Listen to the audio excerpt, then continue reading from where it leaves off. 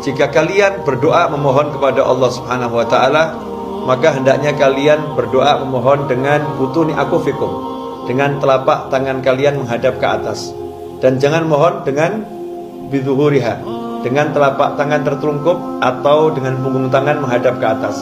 Jadi kalau meminta seperti ini, memohon sesuatu permohonan. Kalau menghindarkan seperti ini, maka Rasulullah mengajarkan kalau kalian minta sesuatu pada Allah, maka tengadahkanlah tangan kalian, jangan telungkupkan tangan kalian. Setelah selesai berdoa, maka usapkanlah telapak tangan ini ke wajah kalian. Hadis ini diriwayatkan oleh Imam Al-Hakim dalam kitabnya Al-Mustadrak. Kitab Al-Mustadrak adalah kitab yang berisi hadis-hadis sahih yang berdasarkan syarat Imam Bukhari dan Muslim. Hadis tersebut sahih, tetapi tidak dicantumkan oleh Imam Bukhari dan Muslim di dalam kitab Sahih Bukhari ataupun di Sahih Muslim. Mungkin ada yang pernah mendengar atau membaca dalam riwayat Imam Bukhari bahwasannya Nabi Muhammad SAW, sebagaimana disebutkan oleh sahabat Anas bin Malik radhiyallahu taala anhu, bahwasannya Rasulullah SAW, kana Nabi SAW la yarfa'u yadayhi fi syai'in min du'aihi illa fil istilqa'i wa innahu yarfa'u hatta yura bayadu ibtayh. Nabi Muhammad SAW dahulu kalau beliau berdoa tidak pernah mengangkat tangan kecuali dalam istisqa. Dalam istisqa beliau mengangkat tangan tinggi sehingga kelihatan putih ketiaknya. Hadis ini betul diriwayatkan oleh Imam Bukhari. Tetapi jangan salah memahami, karena banyak hadis lain yang menjelaskan, bahkan lebih dari 20 sahabat meriwayatkan lebih dari 40 hadis yang menyebutkan kalau Nabi Muhammad SAW dalam berdoa mengangkat kedua telapak tangannya, bahkan mengangkat tangannya. Lantas apa maksud hadis Rasulullah SAW tidak pernah mengangkat kedua tangannya kecuali dalam sholat istisqa?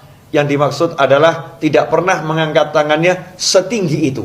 Jadi Anas bin Malik atau para sahabat tidak melihat Rasulullah SAW mengangkat tangannya setinggi itu.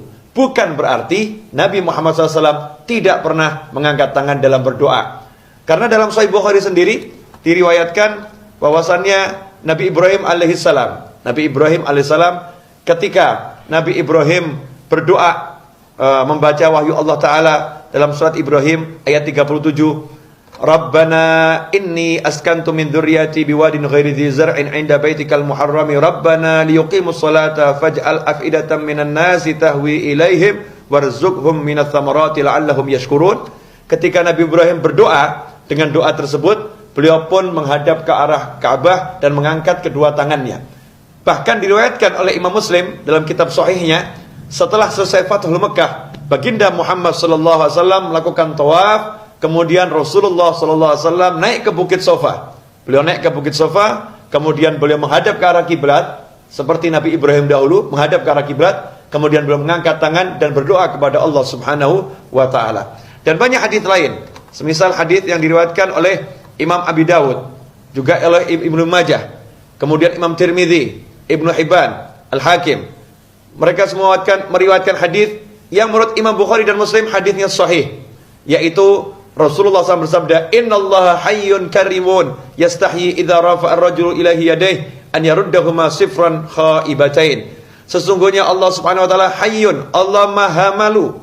Ya, Allah itu Maha malu, karimun, dan Allah Maha pemurah, Maha memberikan dengan penuh kedermawanan. Yastahyi, Allah malu kepada hambanya kalau ada seorang hamba, seorang yang mengangkat tangan berdoa kepada Allah Ta'ala, kemudian hamba itu melepaskan tangannya dengan tangan kosong, tidak mendapatkan sesuatu dari Allah Subhanahu wa Ta'ala. Dalam riwayat Al-Hakim ada matan juga yang berbunyi, Innallaha rahimun hayyun karim. Sesungguhnya Allah Ta'ala Maha Pengasih, Maha Pemalu, dan Allah Maha Pemurah. Yastahyi min abdihi an yarfa ilaihi yadayhi. Allah malu kepada hambanya ketika hamba itu mengangkat kedua tangannya untuk berdoa kepada Allah, thumma la yada'u fihi ma khairan. Kemudian Allah tidak meletakkan di tangannya tersebut kebaikan. Berdasarkan hadis-hadis ini dan berbagai hadis yang lain, maka umat Islam disunnahkan kalau berdoa mohon kepada Allah Ta'ala, hendaknya mengangkat kedua telapak tangan. Semoga dengan seperti itu Allah memberikan karunia yang besar. Seandainya ada orang yang tidak sepakat, maka tidak jadi masalah. Tetapi jangan sampai karena perbedaan dalam memahami hadis kemudian saling bermusuhan antara muslim yang satu dengan muslim yang lain.